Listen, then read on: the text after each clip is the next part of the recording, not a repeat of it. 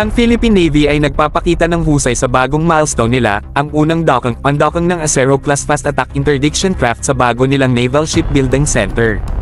Parang symphony ng bakal pag pinanood mo, mga bro, habang pinapakita ng NSSC ang galing nila sa pag-maintain, salamat sa mga tech na binigay ng Israel Shipyards. Grabe, parang high-octane crash course sa pagmamahal sa mga barko. Isang siksik ang lugar ng maritime prowess kung saan ang mga barko ay pumapasok na pagod at may pagkalante pero lumalabas na fresh at handang makipaglaban.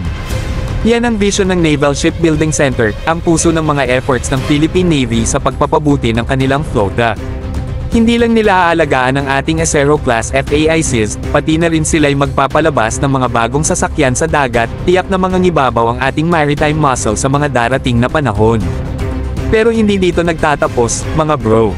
Hindi lang ito tungkol sa pag-maintain ng status quo, ito'y tungkol sa pagpapalakas pa nito. May plano silang kumuha pa ng maraming Acero-class beauties, salamat sa Re-Horizon 3 phase ng RAFPMP. Kasi, bakit tayo dapat magsettle sa maganda, kung pwede naman tayong mag-aim para sa phenomenal?